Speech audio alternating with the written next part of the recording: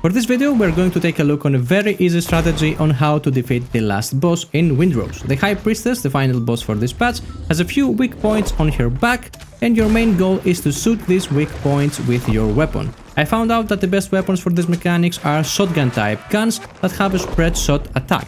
I don't exactly know how it works, but as you can see, sometimes when I shoot with a good angle, one shot is enough to break multiple weak points and stagger the boss.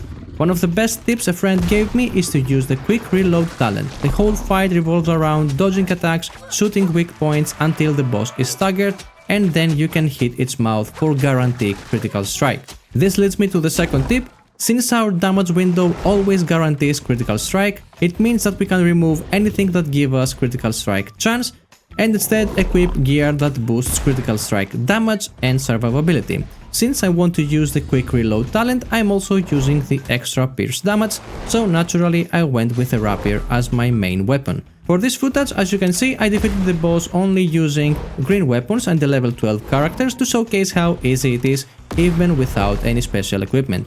If you do have special equipment though, I recommend the Dragon's Breath shotgun, which has a great spread attack and a very useful passive ability, and possibly the Rapier of Devastation. With a Rapier of Devastation, you will need to hit the boss 8 times with a regular attacks to fully stack its passive, and then you can use your heavy attack to fully trigger it.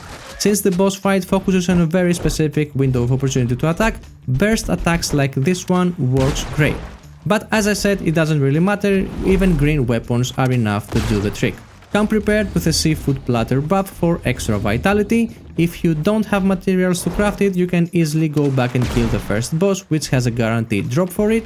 I use coffee as my second food buff in order to have enough stamina to hit the boss multiple times when it's weakened, along with an elixir that gives me additional critical damage. As I've mentioned, attacks on its head will always be critical, so have extra critical damage works perfectly. That is also why I'm using the Privateer's armor set and the Cutthroat ring for additional critical damage. Mechanically, there is not much to explain. As you can see, I just run around the boss and dodge attacks to get behind it. Even when it hits me, I take manageable damage that I can heal. Not to mention that if I use the Rapier of Devastation, I will heal from its special attack. Try to avoid staying far away from the boss while facing it, because it will cast this ranged attack. And really, there is not much else to add, it's pretty simple fight. If you like this kind of videos, make sure to leave a like and maybe a sub. I create videos for multiple games, so you might want my channel to pop up on your home screen again in the future. Thank you all for watching, and see you on the next one.